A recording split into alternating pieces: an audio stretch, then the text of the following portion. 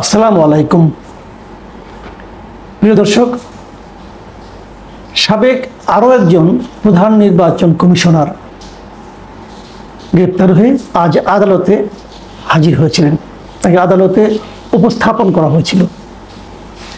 তিনি হচ্ছেন হাসিনা আমলের সর্বশেষ সিইসি, মানে 2024-এর 7 জানুয়ারিতে যে বিখ্যাত আমি এবং ডামির নির্বাচন হয়েছিল বলে বলা হয়, সেই আমি এবং ডামির নির্বাচনে যিনি প্রধান কারিগর ছিলেন মিস্টার হাবিবুল আওয়াল, তাকে আদালতে উপস্থাপন করা হয়েছিল। এর একদিন আগে উপস্থাপিত হয়েছিলেন নিশিরাতের যে কারিগর mister K M Nurul Huda. আমি নুরুল হুদার উপস্থিতি নিয়ে এবং তার চিন্তা ভাবনা নিয়ে কথা বলেছিলাম যে এত কিছুর পরেও লোকটার মধ্যে কোনো অনুশোচনা দেখিনি, এবং আমি খুব হতাশ হয়েছিলাম এই কারণে যে একজন সেন্সিবল মানুষ, এত বড় একজন কর্মকর্তা ছিলেন, মানুষের দায়িত্ব নিয়েছিলেন মানুষকে একটা ভালো নির্বাচন দেওয়ার, তিনি কিভাবে এখনো পর্যন্ত নিজের অপকর্মের পক্ষে সাফাই গেয়ে গেলেন। এবং এই যে নিজের অপকর্মের পক্ষে সাফাই গেয়ে যাওয়া, এর মাধ্যমে উনি কিন্তু কোনো ব্যক্তির কাছে কারো কাছে মিনিমাম সম্মানিত হননি, বরঞ্চ তার প্রতি ঘৃণা আরও বেড়েছে। এবং এই যে ঘৃণা বেড়েছে, এটা উপলব্ধি করার ক্ষমতাও এই ভদ্রলোকের আছে কি না আমার সন্দেহ। যাক, সেটা আগের আলোচনা। আজকে আমরা একটা নতুন দৃশ্য দেখলাম। মিস্টার হাবিবুল আওয়াল সাহেব, উনি মানে সিইসি হওয়ার আগে বেশ জাদ্রেল একজন লোক ছিলেন, উনি সচিব ছিলেন এবং বেশ জাদ্রেল সচিবই ছিলেন বলা যায় ওনাকে। এবং উনি যখন সিইসি পদে মনোনয়ন পান, তখন উনি সবার সঙ্গে বসে বিভিন্ন কথাবার্তার মাধ্যমে অনেকের মধ্যে একটু হলেও আশা সঞ্চার করেছিলেন যে উনি বোধহয় আগের গুলির মতো গড্ডালিকা প্রবাহে গা ভাসাবেন না। কিন্তু সেই প্রত্যাশা শেষ পর্যন্ত বাস্তবায়িত হয় নাই। উনিও লোভের কাছে অথবা ভয়ের কাছে আত্মসমর্পণ করেছেন অথবা আলিঙ্গন করেছেন, এটাকে যে হিসাবেই ধরা হোক না কেন। তো এখন এবার অবশ্য আদালতে উপস্থিত হয়ে উনি যে সমস্ত কথাবার্তা বলেছেন, সেখানে মনে হচ্ছে যে বোধহয় উনি আলিঙ্গন নয়, আত্মসমর্পণই করেছেন। কি বলেছেন উনি, এগুলো নিয়ে একটু কথা বলি এবং সেখান থেকে আমরা বোঝার চেষ্টা করি যে আমাদের আগামী নির্বাচনটা কেমন হতে পারে। এটা নিয়ে আমি যে রিপোর্টটা ডেইলি স্টার থেকে একটা রিপোর্ট নিয়েছি, এটা শিরোনাম হচ্ছে এত ভয়ঙ্কর নির্বাচন হবে জানলে দায়িত্বই নিতাম না, আদালতে হাবিবুল আওয়াল। মানে উনি আদালতের কাছে বলেছেন যে এই নির্বাচনটা যে এত খারাপ হবে এটা বুঝলে উনি নাকি দায়িত্বই নিতেন না। তো ওনার এটা আমার কাছে মনে হয়েছে একটা 100% নির্জলা মিথ্যা কথা। এটা যে ভয়ঙ্কর নির্বাচন হবে এটা কে না জানতো। উনি এত জ্ঞানী একজন লোক, উনি এটা কেন জানতেন না, এটা ভেবে আমি আসলে বিস্মিত হচ্ছি। না জানার কি আছে? যখন উনি দেখলেন যে কোনো রাজনৈতিক দল নির্বাচনে এলো না, যখন উনি দেখলেন শেখ হাসিনা বললো যে আমার দলই নির্বাচন করবে, সবাই আমার দলের সবাই নির্বাচন করবে, মানে দামি প্রার্থীও আমার, নৌকার প্রার্থীও আমার, যখন এগুলি হলো তখন উনি বুঝতে পারেন না এটা ভয়ঙ্কর হবে নাকি প্রতিযোগিতামূলক হবে। উনি বুঝতে পারেন নাই। এত কম বুদ্ধি নিয়ে উনি দলের সচিব ছিলেন কীভাবে। যাই হোক, উনি আবার কথা বলেন কিন্তু খুব সুন্দর। আমি বিভিন্ন সময় দেখেছি উনি কিন্তু মানে ওনার কিন্তু বাক চাতুর্য বেশ চমৎকার, সুন্দর করে গুছিয়ে স্মার্টলি উনি কিন্তু কথা বলতে পারেন। সেই তার স্মার্টনেসের মানে প্রকাশ ঘটাতে যে উনি যে একটা নির্জলা মিথ্যা কথা বলেছেন এবং যে মিথ্যাটা কারো কাছেই গ্রহণযোগ্য হবে না, এটা আসলে উনি কেন বুঝতে পারলেন না আমি বুঝতে পারলাম না। যা হোক, এখানে উনি কয়েকটা কথা বলেছেন যে কথাগুলো আমি মনে করি খুবই গুরুত্বপূর্ণ। সেই গুরুত্বপূর্ণগুলো আমি আলাপ করি। যেমন ওনাকে এই কথাই, যে কথাটি এখন এইমাত্র আমি বললাম আর কি, যে ভয়ঙ্কর নির্বাচন, তখন এটা জেনে ওই আদালতের যিনি বিচারক ছিলেন তিনি কিন্তু প্রশ্ন করেছেন যে আপনি যদি নির্বাচনের আগে যে অবস্থা আপনি দেখছেন, দেখার পর তাহলে আপনি পদত্যাগ করলেন না কেন? আমি কিন্তু সবসময় এই কথাটাই বলি, যারা নির্বাচনে দায়িত্ব নেন তারা যদি নিজের মতো করে একটা নির্বাচন পরিচালনা করতে না পারেন, যদি বুঝেন যে প্রশাসন আমাকে হেল্প করবে না, সরকার আমাকে হেল্প করবে না, তাহলে তো আপনার তো পদত্যাগের একটা অপশন আছে। আপনি যদি পদত্যাগ করে যান তাহলে তো সরকার একটা উল্টো চাপে পড়ে যায় কেন পদত্যাগ করলেন না? উনি একটা খোঁড়া যুক্তি দিয়েছেন। উনি বলছেন যে আমার এক বন্ধু আমাকে জিজ্ঞাসা করেছিল এই যে তুমি পদত্যাগ মানে কেন করলে না। উনি বলছেন যে এই অবস্থায় পদত্যাগ করা সম্ভব ছিল না। কেন সম্ভব না হওয়ার কি আছে? সম্ভব না হওয়ার কি আছে ভাই? কাগজে লিখে দিবেন যে এই অবস্থায় যে নির্বাচন হচ্ছে এই নির্বাচন জনগণের প্রত্যাশা মেটাতে পারবে না, কাজে এমন নির্বাচন পরিচালনা আমার পক্ষে সম্ভব না, শেষ। তাহলে আপনি কিন্তু আজকে হিরো হয়ে থাকতেন। কিন্তু যে লোভ, 2 বছর হয়েছে, আরো 3 বছর সামনে আছে, বড় বেতন, নানা ধরনের সুযোগ সুবিধা, দামি গাড়ি চলার ব্যবস্থা, পরিবারের জন্য নানা রকম অর্থনৈতিক সুযোগ সুবিধা, হয়তো ওনার আগে অনেক কিছু ছিল, তারপরে আরো বেশি পেলে কে ছাড়ে? ওনারা সেই মানসিকতায় কাজ করছিল, কাজেই লোভটা ছিল ভাই। আপনি এখন ওই বড় বড় কথা বলতে কোনো লাভ নাই।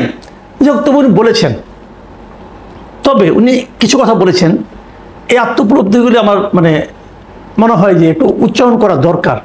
যেমন উনি বলেছেন, উনি এর আগে নির্বাচনগুলির কথা বলেছেন।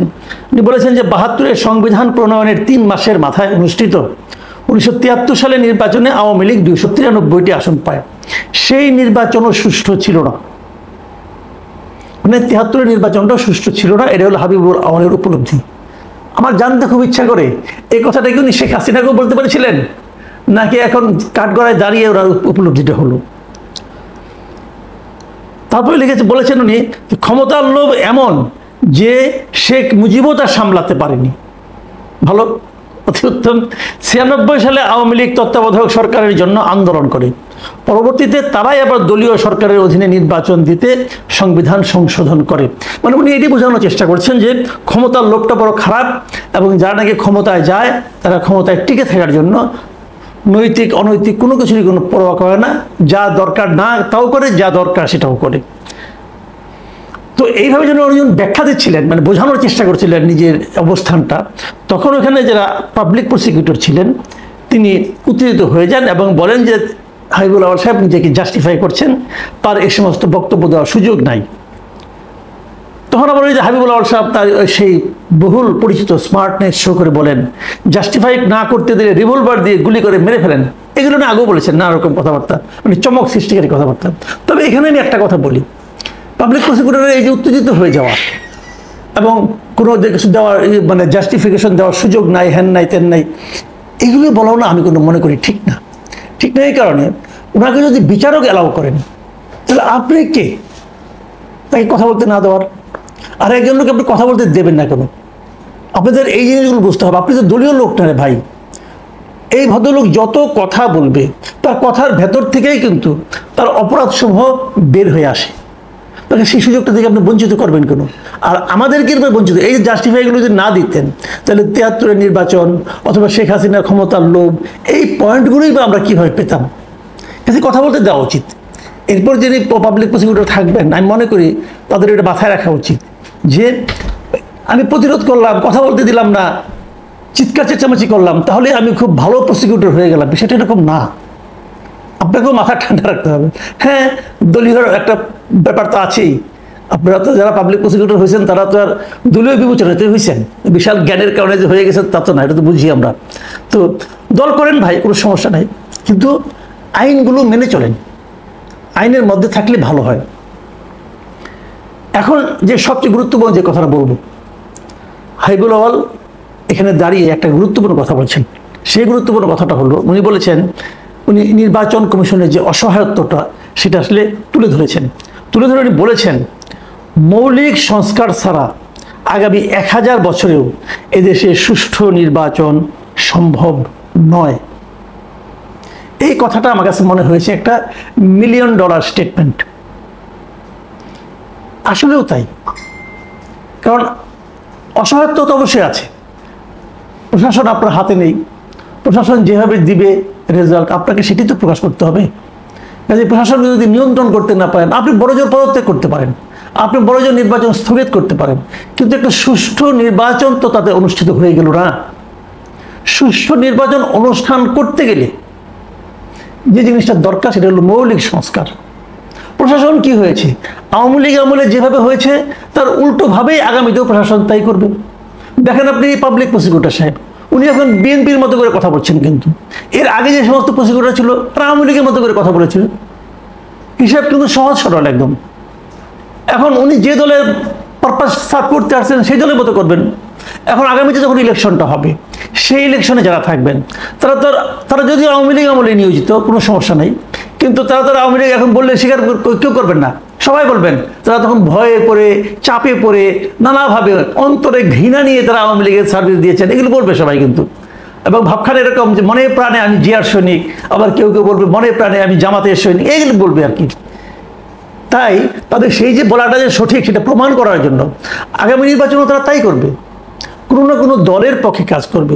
কিন্তু নিরপেক্ষ হিসাবে কাজ করার যে মানসিকতা, সেটা এই পুরো আমলাতন্ত্রের মধ্যে নাই। তারা সবসময় তাকায় থাকবে যে আমাদের শীর্ষ যে সরকারের শীর্ষ ব্যক্তিগত তারা কি চায়, তাদের দিকে তাকায় থাকে।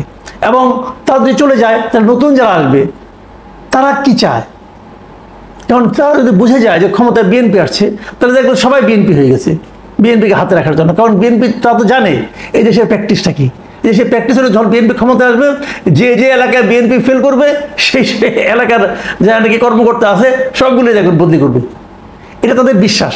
বাস্তবে হবে কিনা আমি জানি না, বাস্তবে না হলে খুশি হই, কিন্তু তাদের বিশ্বাসটা আছে। এই কথাটাই কিন্তু হাবিবুল আউয়াল সাহেব বলেছেন যে মৌলিক পরিবর্তন না হলে 1000 বছর এদেশে ভালো নির্বাচন হবে না। সেই মৌলিক পরিবর্তনটা কে করবে? এটা একটা $1 মিলিয়ন কোশ্চেন। কে করবে? আপনিও জানেন না, আমিও জানি না, ডক্টর ইউনূসও জানে না। ডক্টর ইউনূস যেভাবে সংস্কার করছেন, এই সংস্কারের মাধ্যমে মৌলিক পরিবর্তন হবে মনে হয় না। আসলে পরিবর্তনটা আসতে হবে জনগণের মাঝখান থেকে। সেই পরিবর্তনটা আনার জন্য যে পটভূমি তৈরি করা দরকার, যে এনভায়রনমেন্ট তৈরি করা দরকার, মানুষের মধ্যে যে মানসিকতা তৈরি করা দরকার, সেই জিনিসটা গত 10 মাসে ডক্টর ইউনূস 1 ইঞ্চিও করতে পারেননি। উনি এই 10 মাসে নিজের কাজগুলি করেছেন, জনগণের জন্য, গণতন্ত্রের জন্য উনি কোনো কাজই করতে পারেন নাই। মানুষের মধ্যে প্রত্যয় জন্মায় নাই। কাজে উনি যতই চিৎকার করে বলুন যে ইতিহাসের শ্রেষ্ঠ নির্বাচন এই জাতি আগামীতে দেখবে, আমার কাছে মনে হয়েছে উনি নির্বাচনও বুঝেন না, ইতিহাসও বুঝেন না, শ্রেষ্ঠও বুঝেন না।